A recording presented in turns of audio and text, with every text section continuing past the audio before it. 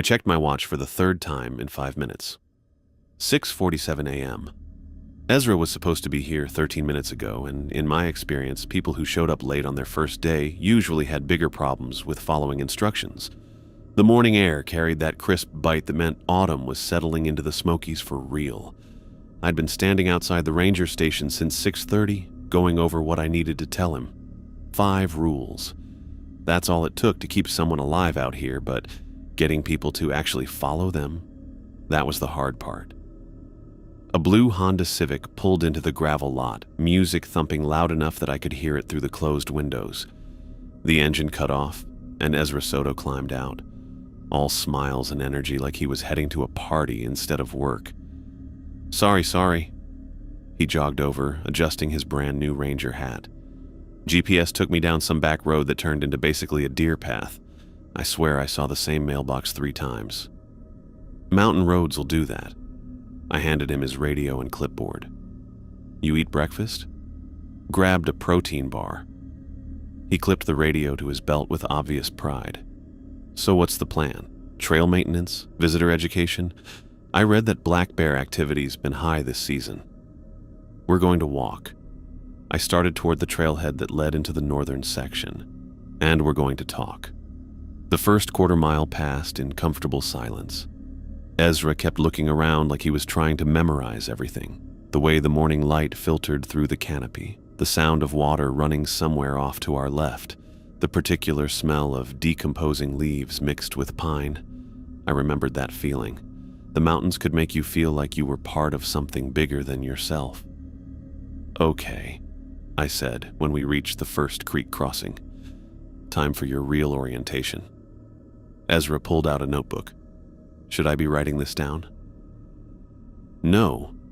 I stopped walking and turned to face him. What I'm about to tell you isn't in any manual. It's not official park policy. But if you want to make it through your first month without ending up on a missing persons report, you'll listen. His pen hovered over the paper. Missing persons report? Rule 1. I held up my index finger. If you hear screaming in the woods, especially at night, you do not investigate. You do not follow the sound. You radio for backup and you wait. But if someone's in trouble... Rule 2.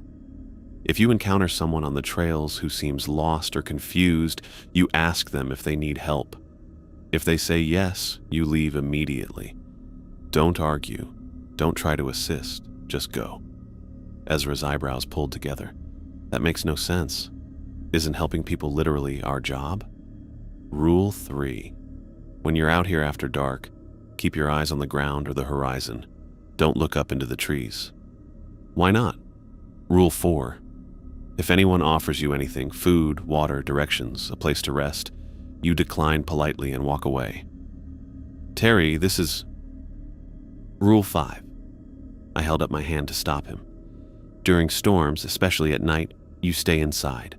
No matter what you hear, no matter who might be calling for help, you do not go out. Ezra stared at me for a long moment, then laughed. Okay, I get it. Hayes the new guy with creepy stories. Very funny. I'm not joking. Come on. He gestured around us.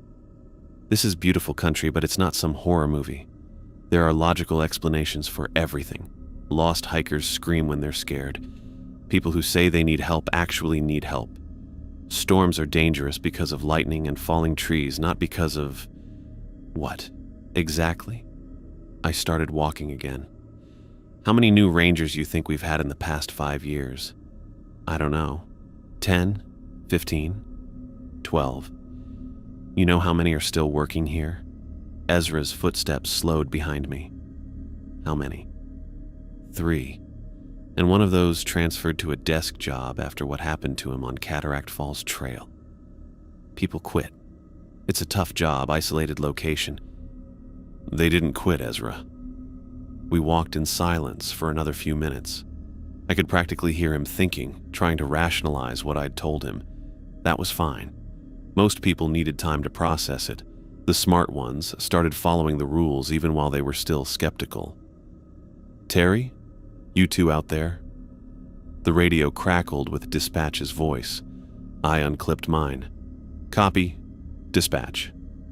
Got a researcher asking about trail access to the northern watershed. Says she's with the university. I glanced at Ezra. We'll handle it. Heading back now. When we got back to the station, a woman was standing near the information board with a large messenger bag and a notebook. She looked like every other graduate student I'd ever met. Practical clothes, serious expression, the kind of intense focus that came from spending too much time thinking about one particular thing. Dr. Smith? I approached her with my professional smile. I'm Terry Wagner, and this is Ezra Soto. Heard you were asking about trail access. Julia, please. She shook both our hands. I'm studying wildlife movement patterns in response to human activity, specifically looking at how predator behavior changes in high traffic versus remote areas. What kind of predators? Ezra asked. Black bears primarily. Some coyote activity. She flipped through her notebook. I'm particularly interested in the northern watershed area. I understand there have been some unusual incidents there over the years. Something cold settled in my stomach. What kind of incidents? Missing hikers, equipment found but no people, that sort of thing. She looked up from her notes. I'm wondering if there might be a correlation between predator territory and these disappearances. Most missing persons cases get resolved, I said carefully.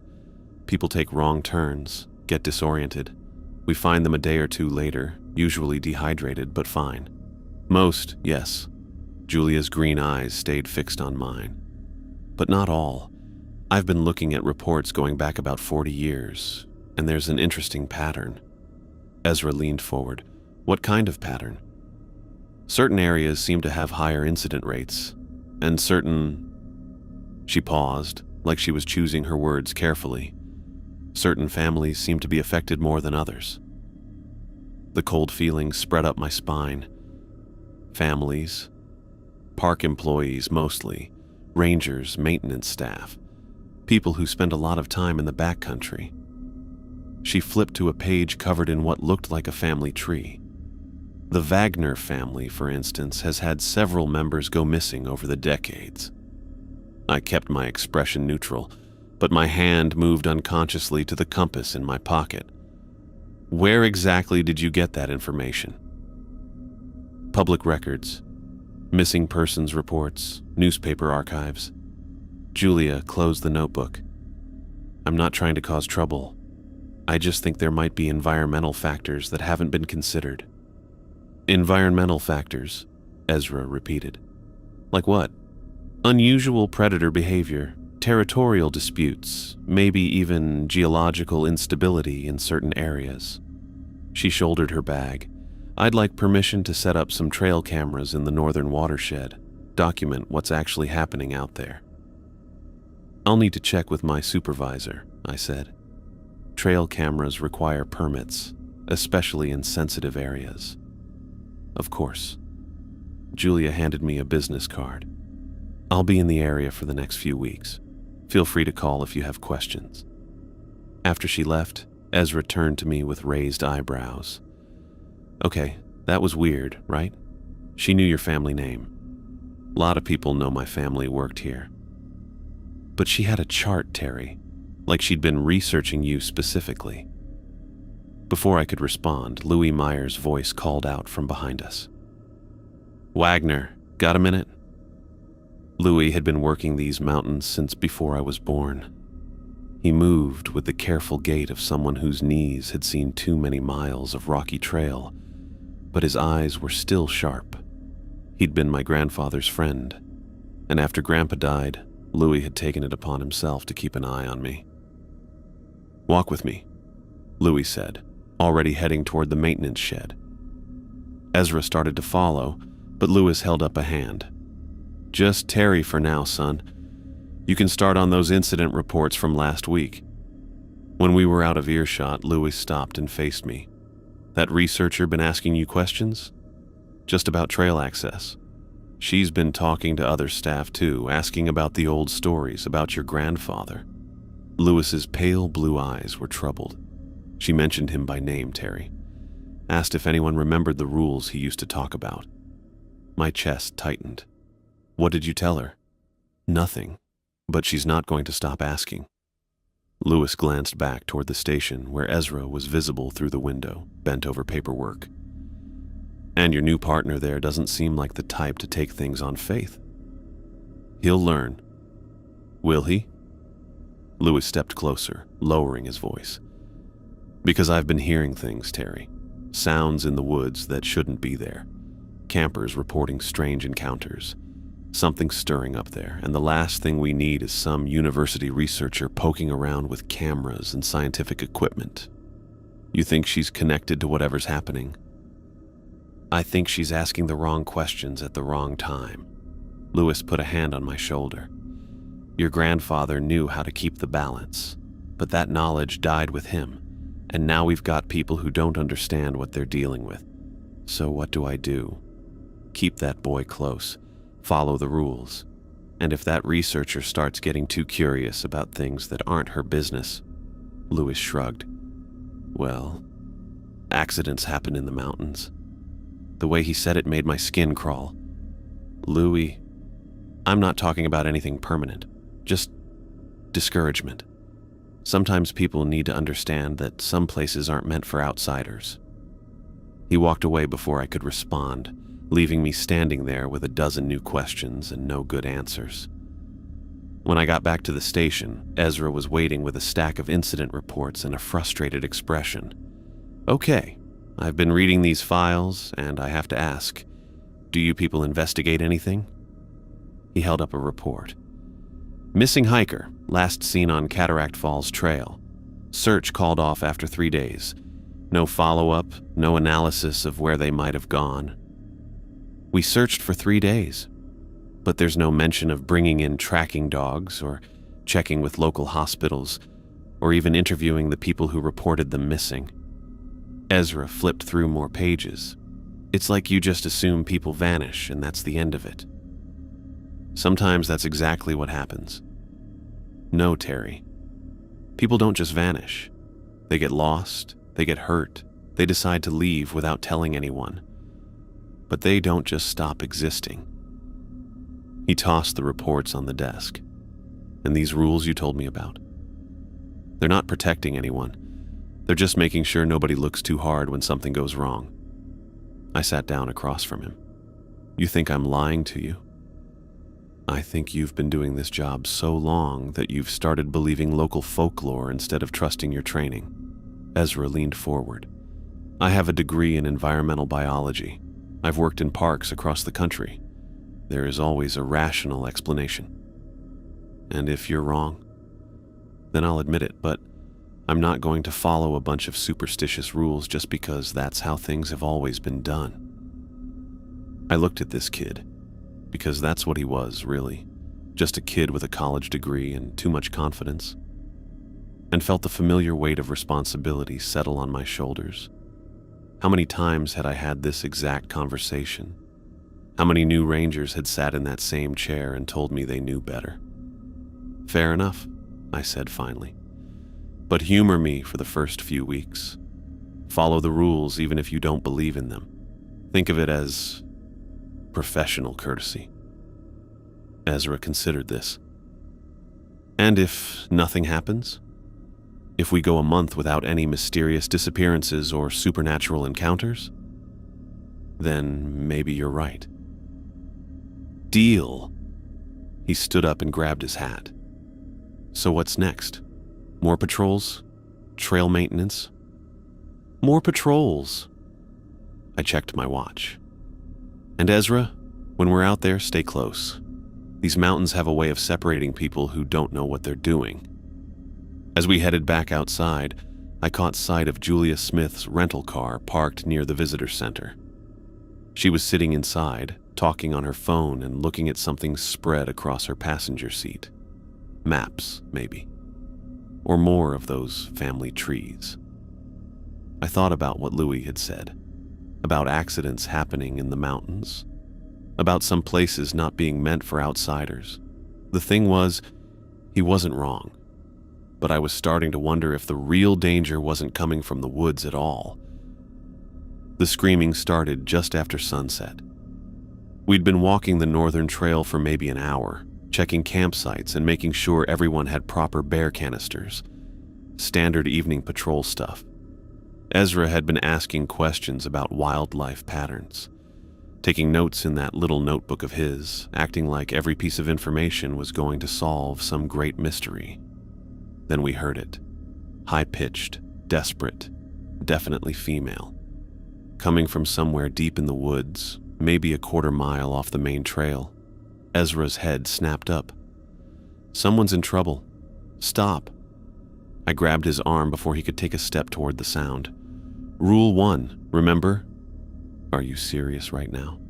He tried to pull away from me. That's a person screaming, Terry. A real person who needs help. The screaming came again, closer this time. Or maybe just louder. It had that quality that made your chest tight, like fingernails on glass, but worse. We radio for backup and we wait, I said, keeping my grip on his arm. That's protocol. Protocol. Ezra's voice cracked. Your protocol is to let someone die while we stand here doing nothing. I reached for my radio, but Ezra twisted away from me and bolted into the trees. Ezra, don't. But he was already crashing through the underbrush, following the sound deeper into the darkness. I could hear him calling out, "Hello? Where are you? We're park rangers." I stood there for maybe 30 seconds, listening to his voice get farther away. The screaming had stopped the moment he entered the woods. That should have been my first clue that something was wrong, but all I could think about was another new ranger disappearing on my watch. 20 minutes. That's how long I waited before I broke my own rules and followed him. I found him standing beside Laurel Creek, about half a mile from where we'd started. He was perfectly still, staring down at the water like he was watching something fascinating. Ezra? He didn't turn around. I found her. I approached slowly, keeping my flashlight beam low. Found who? The woman who was screaming. She's right there. He pointed at the creek. I looked where he was pointing. Dead leaves floated in the slow-moving water, caught in an eddy near the bank. Nothing else. Ezra, there's nobody there. What? He blinked and looked at me like he was just waking up. But I saw her. She was in the water and she was... He trailed off, staring at the creek again. Where did she go? What did you see, exactly? He rubbed his forehead. I don't know. She was there, and then you called my name, and now... He looked around like he was seeing the woods for the first time. How did I get here? You ran after the screaming. You don't remember? I remember hearing someone in trouble. I remember running. His voice was getting smaller, but everything after that is kind of fuzzy. I kept my flashlight pointed at the ground as we walked back toward the trail. The last thing I wanted was to accidentally look up into the trees, especially with Ezra already acting strange. Terry, wait. I turned around. Ezra was looking back toward the creek, his face pale in the reflected light. There's someone standing over there. I followed his gaze and saw a figure between two large oak trees, maybe 50 feet away. It was hard to make out details in the darkness, but it looked like a person in hiking clothes. Hello? I called out, my voice carrying the careful tone I'd learned to use. Do you need help? The figure nodded. Run, I said to Ezra. What? Why? They need... Run. Now. The figure started walking toward us. Not walking exactly.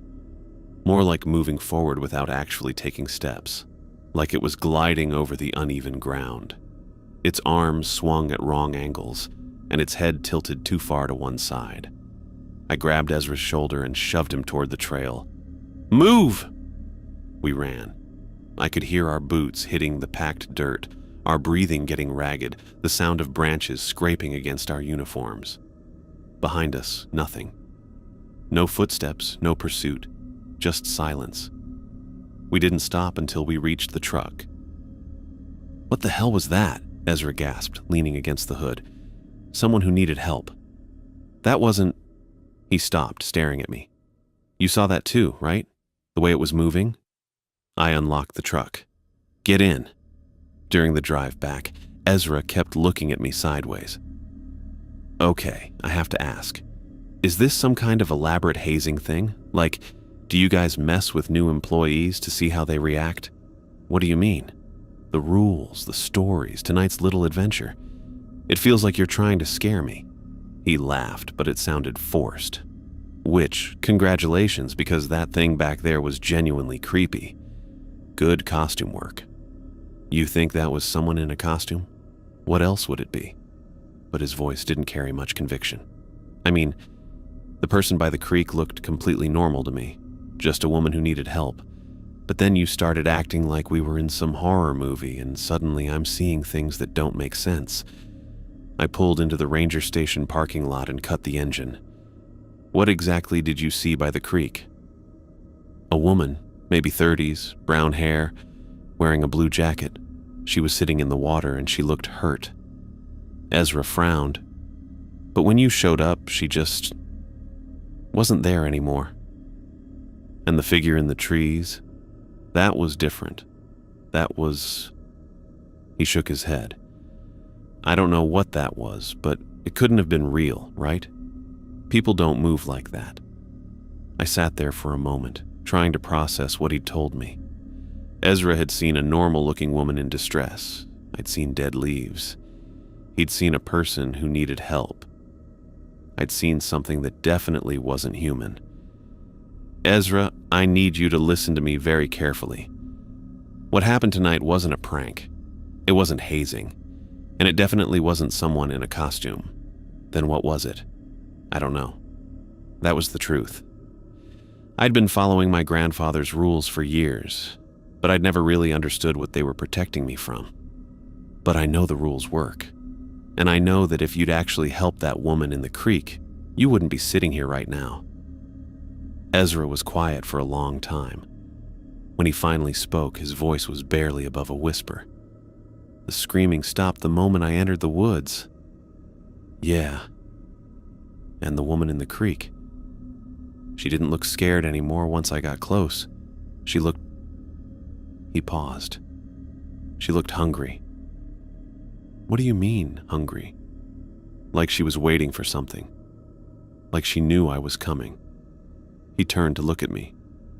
Terry, what if the person who needs help isn't the person screaming?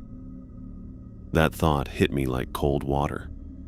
I'd always assumed the rules were about avoiding dangerous situations. But what if they were about avoiding becoming the danger? We should head inside, I said. Write up a report.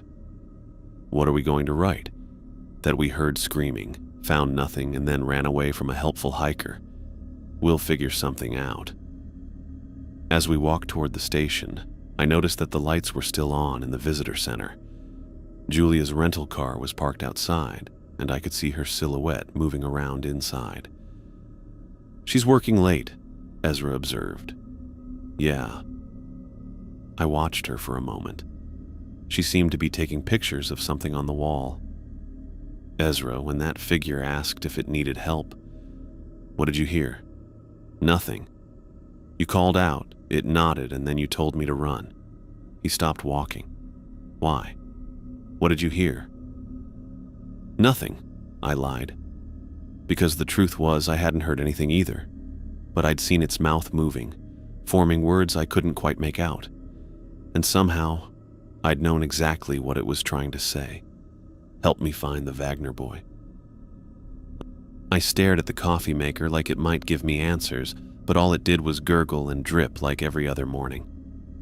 Except this wasn't like every other morning, because I kept hearing Ezra's voice calling from the trees, and every time I closed my eyes, I saw that thing gliding toward us with its head tilted wrong. The station door opened and Ezra walked in, looking like he'd slept about as well as I had. Which is to say, not at all. Morning, he said, but his voice was flat. No enthusiasm, no questions about the day's schedule, just exhaustion. How you feeling? Like I spent the night trying to convince myself that what we saw was real. He poured coffee into a mug that said, World's Okayest Ranger. A gag gift from last year's Christmas party. Did you write up that report? Still working on it. The truth was, I'd started it 6 times and deleted it 6 times. How do you document something that shouldn't exist? The phone rang before either of us could say anything else. I picked it up on the second ring. Great Smoky Mountains National Park. Ranger Wagner speaking. This is Margaret from the administrative office. I have a request here for historical records access. Researcher named Julia Smith. My stomach dropped. What kind of records? Incident reports, personnel files, missing persons cases, going back 40 years. Papers rustled on her end. She specifically mentioned the Wagner family name in her application. I looked at Ezra, who was watching me with raised eyebrows. I'll handle it. Where is she now? Research station, Building C. She's been there since 7 this morning. I hung up and grabbed my keys. Come on. Where are we going? To have a conversation. The research station was a squat concrete building that looked like it had been designed by someone who thought windows were optional. Julia's rental car sat in the small parking lot, and through the single glass door I could see her bent over a table covered with papers. She looked up when we walked in, and for just a second I saw something that might have been guilt cross her face. Terry. Ezra. I wasn't expecting you. Heard you've been asking about my family. I didn't bother with pleasantries, specifically requesting 40 years of records with our name on them. Julia straightened up, and I could see she was deciding how much truth to tell me. I think you should see what I've found.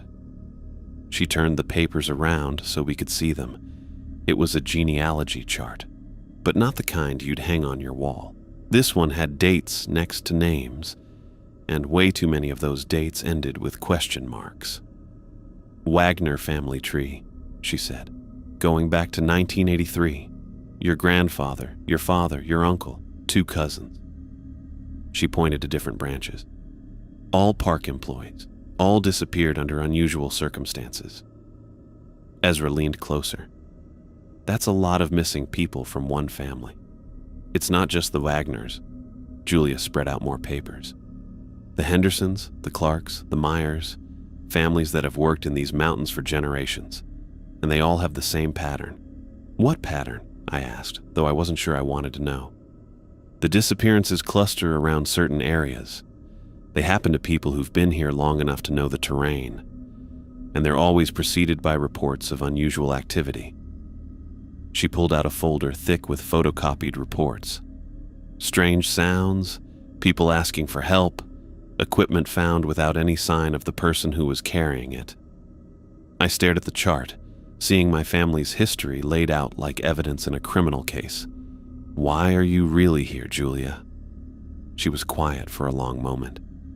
When she spoke, her voice was softer. My brother David disappeared while camping here 5 years ago. He was an experienced hiker, knew these mountains better than most rangers. But one morning his tent was empty and his gear was scattered like he'd left in a hurry. I'm sorry, Ezra said, but people do get lost. He called me the night before he disappeared. Julia's green eyes were bright with unshed tears. Said he'd met some other campers who were telling him stories about rules you had to follow in these woods. He thought it was funny. Said he was going to prove there was nothing to be afraid of. The coffee in my stomach turned to acid. What kind of rules? The same ones you told Ezra yesterday. Don't investigate screaming. Don't help people who ask for it. Don't look up in the trees. She looked directly at me.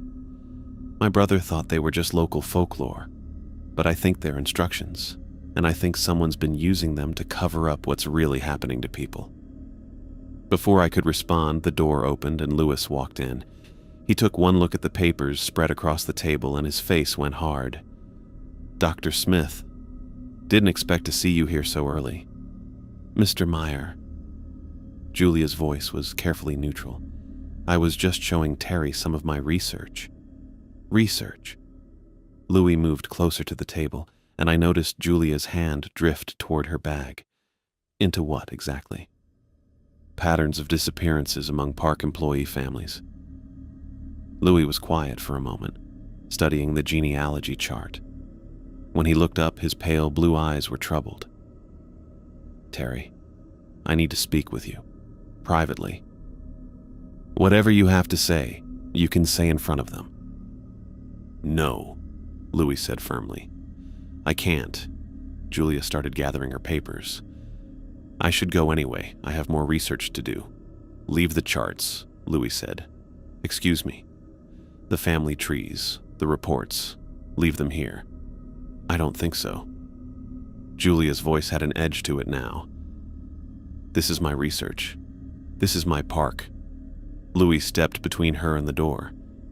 "And those are personnel records that shouldn't be in civilian hands." The tension in the room was thick enough to cut.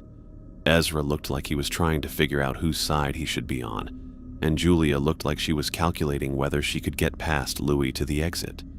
"It's fine," I said. "Julia, go ahead. We'll talk later." She nodded and headed for the door, but Louis caught her arm as she passed. "Some things are better left buried, Dr. Smith, for everyone's safety." After she left, Louis turned to me with an expression I'd never seen before. Not angry exactly, more like scared. "Your grandfather and I worked together for 15 years, he said. "He taught me things that aren't in any manual. Things about these mountains that go back further than the Park Service, further than the Cherokee, maybe further than people altogether." "What kind of things?" "The rules aren't folklore, Terry, they're instructions. Your grandfather made an agreement to protect his family, and those rules were part of the deal." Ezra laughed, but it sounded forced. "An agreement with who?" Louis ignored him, keeping his eyes on me. "Something's changed recently. The woods are more active than they've been in decades, and that researcher asking questions, digging into family histories." He shook his head. "Some secrets are meant to stay buried." "What agreement?" I pressed. "What did my grandfather promise?" "That's not for me to say. But I will tell you this. The rules work because they're part of something bigger. Break them, and you don't just put yourself at risk, you put everyone at risk." Before I could ask what he meant, my radio crackled to life. "All units, we have multiple reports of unusual activity at Campsite 14. Campers requesting immediate assistance." I looked at Louis, then at Ezra.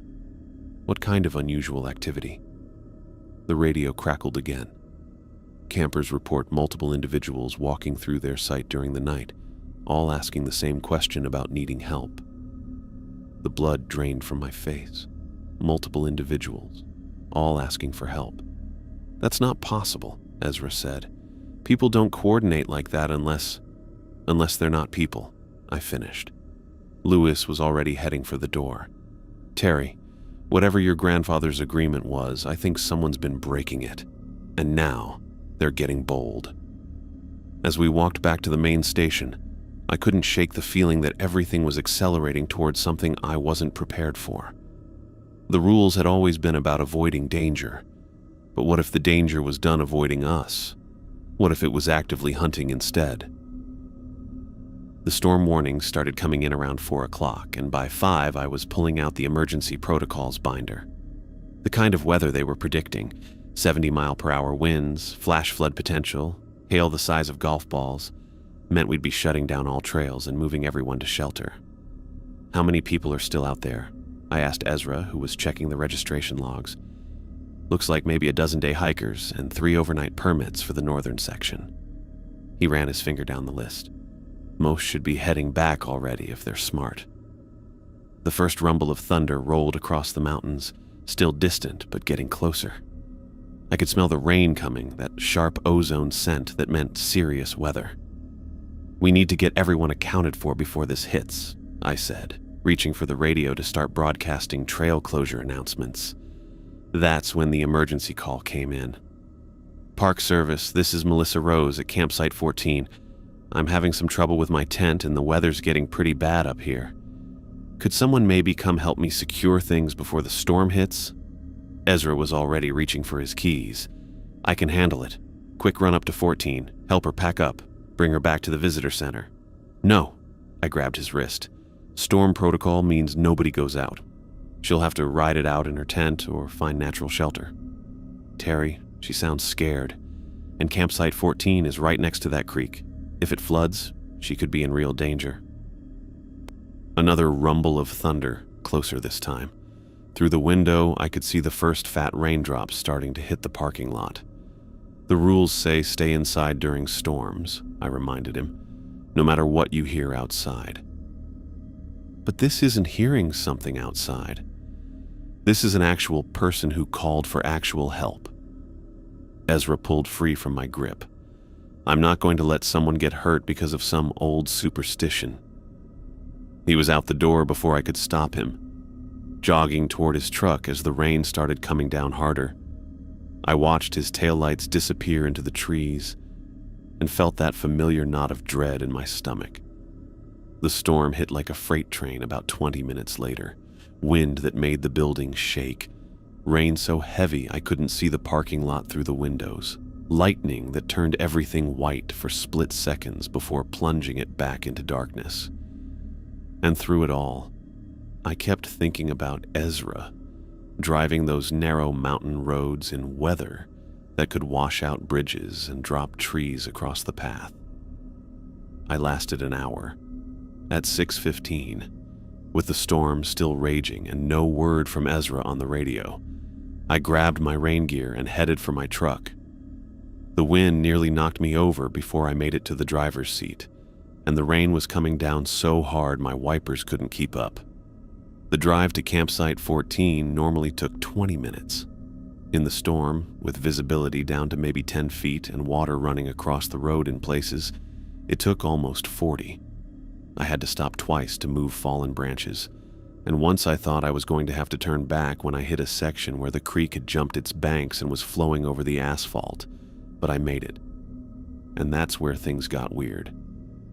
Ezra's truck was parked at the trailhead, empty, but when I followed the path to campsite 14, I found a woman sitting calmly beside a small campfire, completely dry despite the rain that was still pouring down around us. "You must be Terry," she said, looking up with a bright smile. "Melissa Rose. I called about needing help with my tent." I looked around the campsite. Her tent was perfectly set up, guy lines tight, rain fly properly secured. No sign of any problems. No sign of Ezra. "Where's the ranger who came to help you?" "Ranger?" She tilted her head like she was confused. "Nobody's been here except you. Would you like some coffee? I just made a fresh pot." The rain was hitting everything around us. The trees, the picnic table, my jacket. But somehow none of it seemed to be touching her or the fire. Steam rose from a metal coffee pot that sat on a grate over the flames. Ezra Soto, young guy, Park Service uniform. He left the station over an hour ago to help you. "I'm sorry, I really don't know what you're talking about." She poured coffee into a metal cup and held it out to me. "But you look cold. This will warm you right up." I stared at the cup. The coffee looked normal, smelled normal, but something about the way she was holding it, the way she kept smiling even though I was clearly upset about a missing person, made my skin crawl. "No thanks." "Are you sure? It's really good coffee. I brought it special from home." She set the cup down on the picnic table but kept watching me with those bright, expectant eyes. "Or maybe you'd prefer some hot chocolate. I have packets." "I'm looking for my partner. He came here to help you with your tent." "My tent's fine, as you can see, but maybe you'd like to sit down. You've driven all this way in this terrible weather. The least I can do is offer you a place to rest." Lightning flashed, and for just a second, the whole campsite was lit up like daylight. In that instant, I saw something that made my blood freeze. Melissa was sitting there smiling at me, rain falling all around her, but she wasn't casting a shadow. The fire was throwing shadows from the trees, the picnic table, even my own body, but where Melissa sat, there was nothing. When the darkness returned, she was still smiling. "You know, you look just like your grandfather," she said. "Same eyes, same stubborn expression. He used to visit these woods a lot when he was younger." "You knew my grandfather?" "Oh, yes. We had many conversations over the years. He was very particular about rules, your grandfather, always following the proper procedures." She leaned forward slightly. "Tell me, do you follow the rules as carefully as he did?"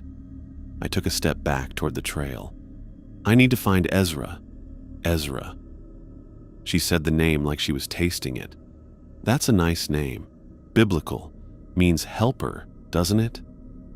Another flash of lightning, and this time I looked at the ground around her chair. The mud was churned up from the rain, full of footprints from where I'd been walking around the campsite. But around her chair, the ground was smooth. No footprints. No sign that anyone had been walking there at all. "I should go," I said. "But you just got here. And I have so many things to offer you. Food, drink, a warm place to sit." She stood up and I noticed she moved without making any sound. No scrape of the chair, no footsteps on the wet ground. "I could even tell you stories about your family. Would you like that? I know so many stories about the Wagners." I was backing toward the trail when I heard it. Ezra's voice calling from somewhere above me. "Terry! Terry, help me! I'm stuck up here!" Every instinct I had screamed at me to look up, to find him, to help. But I kept my eyes fixed on the ground and kept walking backward. "He sounds like he's in trouble," Melissa said, her voice following me. "Aren't you going to help him?" "Terry, please, I can't get down." His voice was coming from high in the trees, maybe 40 or 50 feet up. He sounded terrified, desperate. But I remembered the rule about never looking up into the trees after dark, and I forced myself to keep moving toward the truck. "That's not very friendly," Melissa called after me. "Leaving a friend in need like that. Your grandfather would be disappointed." I made it to Ezra's truck and tried the door. Locked. But my keys worked in the ignition. Park service vehicles all use the same key system.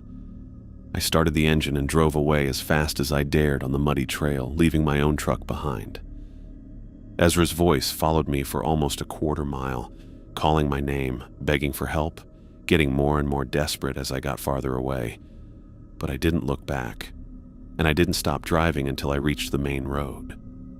The storm was starting to break by the time I got back to the station. Lewis's truck was in the parking lot next to Julia's rental car, and I could see lights on inside the building. I sat in Ezra's truck for a moment, trying to process what I'd just experienced. The woman who cast no shadow. The voice in the trees. The coffee that steamed in the pouring rain. When I finally went inside, Lewis and Julia were sitting at opposite ends of the main room, not talking, not looking at each other. The tension between them was thick enough to cut. "Where's Ezra?" Julia asked as soon as she saw me. "Gone." I slumped into a chair, suddenly exhausted. "He went to help someone and now he's gone." Lewis was studying my face with those pale blue eyes. "What did you see out there?" A woman named Melissa rose. She said she needed help with her tent, but her tent was fine. She offered me coffee and hot chocolate and stories about my grandfather. I looked at him. She didn't have a shadow, Lewis, and she knew things she shouldn't have known. Julia leaned forward. "What kind of things?" "Family stuff." She said she'd had conversations with my grandfather over the years. I rubbed my forehead, trying to make sense of it all. And Ezra's voice was coming from up in the trees, but I couldn't. I didn't look up. "Good," Louis said quietly. "That was smart." "Smart?" Julia's voice was sharp. "His partner is missing and you're calling it smart that he didn't try to help?" Louis turned to look at her, and his expression was grim. "Dr. Smith, I think it's time you learned the truth about these mountains, and about the agreement Terry's grandfather made to keep his family safe." Louis didn't say anything else until we were walking through the rain toward his truck. The storm had mostly passed, leaving just a steady drizzle that made everything smell like wet earth and pine needles. "Where are we going?" Julia asked, pulling her jacket tighter. "Somewhere we can talk without interruption." Louis opened the driver's door and gestured for us to get in. "There are things you need to understand about these mountains. Things that go back a lot further than park records." The drive took about 15 minutes on a service road I'd never used before. Louis navigated the muddy track like he'd done it 1,000 times, which he probably had. We ended up at a small building I didn't even know existed, an old ranger station that looked like it had been abandoned since the 70s. "What is this place?" I asked as we got out. "Original headquarters for this section, before they built the new facilities." Louis pulled out a key ring and unlocked the front door. "Your grandfather and I used to meet here sometimes, to discuss things that couldn't be discussed anywhere else." Inside, the place was dusty but functional. Old furniture covered with sheets, filing cabinets that looked like they hadn't been opened in decades, maps on the walls showing trail systems that didn't match current layouts. Louis pulled the sheets off a table and 3 chairs, then sat down heavily. "Melissa Rose isn't a camper," he said without preamble. "She's something that's been using the names and faces of people who've gone missing over the years. The entities in these woods, they learn from what they take. They study human behavior, practice mimicking it." Julia was taking notes again, but her pen had stopped moving. "Entities? Things that were here before the Cherokee, before anyone. Your grandfather called them the hungry ones, Terry. They feed on, well, on people, but not the way you might think." Louis rubbed his forehead. "They consume experiences, memories, the connections between people. That's why families are targeted. The bonds are stronger, more nourishing." I thought about Melissa offering me coffee, asking about my grandfather. She knew things she shouldn't have known, because she's absorbed pieces of everyone your family has lost over the decades. Your great-uncle who disappeared in 1987, your cousin who vanished during that camping trip in '03. She carries fragments of all of them. Julia looked up from her notebook. "This is insane. You're talking about supernatural creatures like they're documented wildlife. Dr. Smith, what does your research tell you about the pattern of disappearances?" She was quiet for a moment. "Certain families are targeted repeatedly. The incidents cluster around specific geographic areas, and there's always someone who offers help or gifts before the person vanishes." "Exactly, because there's been an agreement in place for over 40 years. Your grandfather made a deal, Terry. Protection for the Wagner family in exchange for..." Louis trailed off. "In exchange for what?" "Information about vulnerable targets, people who wouldn't be missed immediately, who didn't have strong family connections in the area." His voice was barely above a whisper. "Seasonal workers, drifters, tourists who came alone." The room felt like it was spinning. "You're saying my grandfather fed people to these things?" "He saved hundreds of lives by sacrificing a few. The entities were going to hunt regardless. At least this way there was some control over who they took." Julia's chair scraped against the floor as she stood up. "And you've been continuing this arrangement?" It wasn't a question. Louis looked at her for a long moment, then nodded. "For 15 years, since your grandfather died, Terry. Someone had to maintain the balance, keep the agreements in place." He turned to me. "But something's changed recently. They're getting bolder, more aggressive. They want to renegotiate." "What do they want?" "Freedom. No more restrictions on who they can take, no more geographic boundaries. They're tired of the old rules." Louis stood up and walked to one of the maps on the wall. "That's why Melissa approached you directly. They're testing the boundaries, seeing if the Wagner family protection still holds." Julia was staring at Louis like she was seeing him for the first time. "You've been murdering people for 15 years. I've been protecting this park and everyone in it. Do you have any idea what would happen if these things were allowed to hunt freely? The death toll would be..." You called Ezra to that campsite. The realization hit me like a physical blow. You knew what would happen to him. Lewis's face went pale. Terry, you have to understand. They were demanding a Wagner family member. If I didn't give them something, they threatened to break the agreement entirely. Ezra was supposed to be a substitute, someone close enough to your family to satisfy them temporarily. I was on my feet before I realized I'd moved, my hands clenched into fists. You used him as bait. I was trying to buy time, to find another solution. Lewis backed toward the door. But now they want more. They want you to come with me tonight, to the old meeting place, to negotiate a new agreement.